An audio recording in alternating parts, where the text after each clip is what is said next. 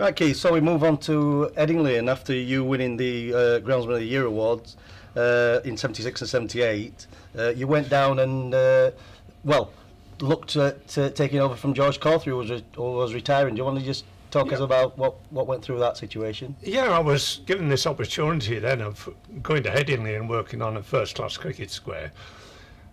Whew, I didn't really think I had the ability to do it. I didn't think I had qualifications, but a little bit of pressure put onto me. George was going to be there to give me a hand, and I took the job on board. And I spent a bit of 78 with him working as dog's body, including the test match, Pakistan test match, and well, it was all experience for me. So the Test and County Cricket Board, as it was then, made pitch covering changes in 81. And then the big test match and the big game we all want to pick your brains about and know more about is the 81 test, the Ashes test with England and Australia, where it became quickly known as Botham's Ashes and Botham's test match. So do you want to give us a bit more insight into that, because you were the star of it? You say so. Well, I think for the 81, my first test match preparation was for the 88 India, and I did the 80 West Indies, and both were rain affected, but this was throughout the country. And I think the Lords was getting a little bit fed up with all these rain-stop players, because prior to this we didn't use covering systems. We didn't even cover the pitch. Once the game started, we didn't put mobiles on, and Lords brought this new ruling in that we would have a flat sheet covering either side, and the bowlers' run-ups had to be covered. So come to the 81 test match, and I thought, well, here goes. It was a lovely spring. I'm going to get stuck into this square, and I'm going to have it as neat as the Middlesbrough type tracks as I could get. So with enthusiasm, the roller went out and I got stuck into this pitch. And leading up to the test match, everything went well for me. And then it was the Tuesday before the test match when the Australians came to practice. The match was started on a Thursday. We had the usual thing, the cricketers walk onto this cricket square. We had the Rod Marsh walked onto it. He goes, "Oh hell, Boyce, what's this? Rock hard? Looked beautiful. Beautiful, even thing with odd vein crack, a nice cover of grass." Chappells looked at it. They all looked at it, the Lilies, the rest of them, a lot of the things. And I thought, well, this might be all right. This might be a belter. Following day, Mike Brealey comes on with the England team. They looked at it again. It looked an absolute belter, and Mike Brealey was absolutely delighted. He said, well, he was, thanking me for putting a bit of effort. It looks as though we got a bit of pace into this track. But then we come to the match day, and things went differently. Australia won the toss and batted. Mm-hmm. They batted, but the weather deteriorated, and it was fairly unsettled. The ball started to seam around a little bit, and the Australians batted. They went into the second day, declared it 400 and something, and then England struggled. Yeah. So 400 and something. So when did it change for you? When did the pitch start to change visually for you? When did you start to worry? I started to worry about it when I saw, well, obviously when it was seaming around, I was blaming myself. The ball was swinging and seaming, and England was struggling. But I started to get worried after the third day. And then the cracks were started to open, and I didn't like the sight of it. And we got to the Sunday. We didn't play test match cricket then in the Sunday. It was a rest day?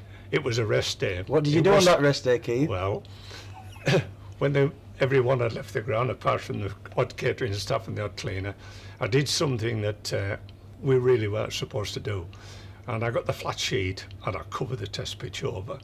I thought, well, if there's a little bit of moisture left in it, it might just draw it up and help the surface a little bit. So this flat sheet was on all day Sunday. Sunday night, Monday morning, I was up crack of dawn, pulled this sheet off. Pitch looked a little bit green, but that was no problem. We get the cutters on early on before anyone was out, get the roller on, squeeze a bit of the green out, come to do the regular cutting. And it didn't look too bad, but it was still cracked. And then the players arrived on the scene. So we got moved to Monday the 4th, then it's a not sunny day. Absolutely. Yeah. England only 3 second innings wickets left. We're still 92 behind. So the players, umpires and press had all booked out of the hotels. Absolutely, yeah. And Yeah. England at the start of play were odds of 500 to 1. Yeah, yes, that's right. So, and then both Dilly and Chris Old came to the party, with both 149 not out, of course. And then if you just want to walk us through the Australia needing 130 to win, and ended up losing by 18 runs. That's right. And at one time, they looked as though they were down now. They got into the 60s, I think, before they lost the second wicket, and it looked good. And then really switched Willis up to the Kirkstall Lane end. And then he didn't like to bowl that because he reckoned that running downhill he was persistently bowling no balls. I think Mike Briley had told him quite clearly, listen, forget the no balls, listen, rip it down this pitch. And we know what happened then. Next we know it was all over, and England had won by, 11 runs, I believe. Yeah. So what was the feedback from you then after the game, immediately after? Well, I was totally unhappy. Yeah. I didn't like the state of the pitch. I didn't like it being cracked as it was. I wanted to do some work. I couldn't understand why it had cracked like that. I'd never seen pitches cracked like that. And there was something wrong somewhere. It was made more difficult for me then because I couldn't start switching test pitches because the BBC had decided they would do a documentary on the test pitch from that last ball of the 81 test. Yeah. They followed me all winter, autumn work, winter preparation, spring work, right through to the first ball for the Pakistan test in 82. So I could do no dodging. I had to stick to this one pitch. And it wasn't easy, it was uncomfortable. But I remembered what George, my predecessor, had said to me, keep a little bit of moisture, Keith, whatever you do, keep a bit of moisture. And the pitch against Pakistan, Imran Khan was captain. It was an easy-paced pitch, but I got away with it. Just fast forward into 84 on the West Indies. The pitch cracked again. Yeah. So what did you feel as though you had to do post that game? Well, I got with the 84 to remember what the West Indian team was. Yeah. Here we had some guys. We had Ambrose. Yeah. We had Gardner. Garner, yeah, Marshall. We had Marshall. Yeah. We had Holding. Yeah. Dear me. We had pace. And it was a period of time where, leading up to the match, that the weather suddenly got a little bit out of hand, got a little bit warm and hot, and the wickets cracked again. And we played this match on it, and I think, was it Marshall he had a clean-up job with his arm in a plaster. Yeah, he did, yeah. Anyway, at the end of that match, I made my mind up. This wasn't good enough. I was repeatedly going to my management to tell them I wanted to dig the square out. The pitches were unsuitable, were unfit. What was their reaction? Their reaction was, stop moaning, Boyce. Just stop moaning. And they would say to me, look at what we are with the most attractive ground in the country. We have the biggest viewing figures for test matches. When our test match are here, the sponsors are queuing up to come to Headingley. I said, oh yeah, great. But it was absolutely chewing me. And I made my mind up. I was going to find out for myself why it had all gone wrong. So, 87, you finally got permission to dig out the pit. I did. I got finally permission to dig it out. But I did this research work into what had gone wrong at Headingley. And I delved into the records right back to just after the war. And in those days, Headingley used to be dressed like many of the other big grounds with what they call doping.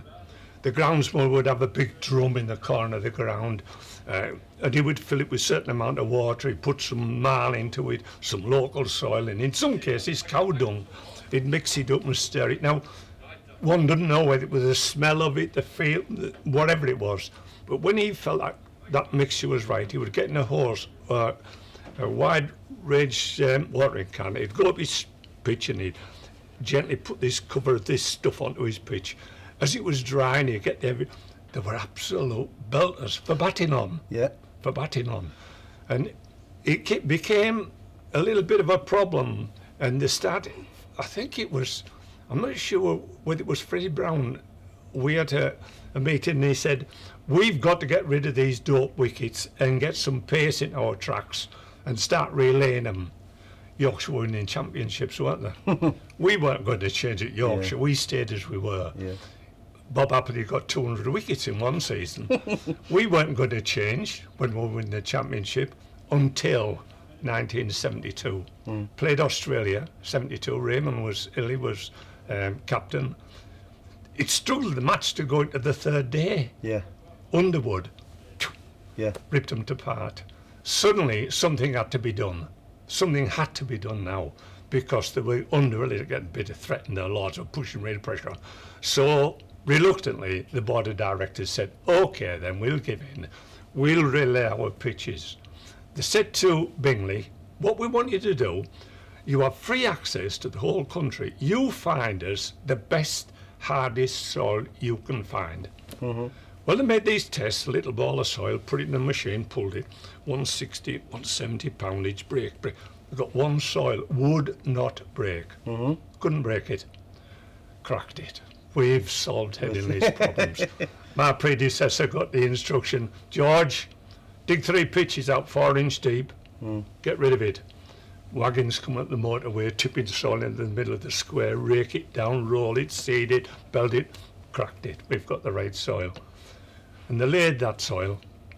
But what they didn't realise was, yes, the pitches were hard. Yes, they were pacey. But the damn stuff wouldn't grow grass. It was the subsoil that they got. They were so influenced by the strength of it that they'd lost control of it. And when I got a report back from, I took the samples of this to Aberystwyth with Dr. Adams, and he analysed it, and he made it quite clear to the company that these tracks, the problems were created when they were relayed in 1974. So, moving on, just quickly into 91, well 89, sorry. So, Gower captain that played on a relayed pitch. I always remember this because I was around then working with you, and I quite clearly remember David Gower coming the day before the test match asking you, Keith, what would you do? And you recommended they battered, didn't you? You want to pick the story up from there? Yeah, we played on this. I'd got permission to relay the test strip. I got permission to relay it in late 87, and I spent some work and time to get this pitch ready, because it was better than anything else in my opinion. So we come to this morning of this match, playing Australia. Gower came along and he had a little chat with me, and he said, what do you think? I said, well, to be honest with you, David, the pitch hasn't really got the rolling into the base that's necessary to make it a good pitch. But I said, what I feel it'll do, you've got a good start, and as the pitch goes on, we're putting the roller on, it'll start to lose its pace over 5 days as it dries out. So he said, yeah, thanks, Keith. Anyway, thanks for that. I said, well, you needn't worry, Alan Border's batting. He's looked at it, he's batting. So the next day, morning of the thing, the toss of the coin comes down. Gower won the toss. He decided to put the Australians in the bat. He put the Australians in. I think they scored 600, the big 600 and odd runs. And exactly as we'd said, that the pitch lost its pace. And as we got into the 4th and 5th day, it was a very difficult pitch to bat on then. It was too slow to bat on, and England obviously got beat. And I've read his autobiography where he said that the groundsman had misled him. But you told him quite clearly. I told him quite clearly. But he was influenced by, when I mentioned it to him, he was influenced by De Freitas, I believe, was bowling, and he thought it was a little bit overcast. He thought, well, the way to do this is to try and get 4 Aussies out at lunchtime.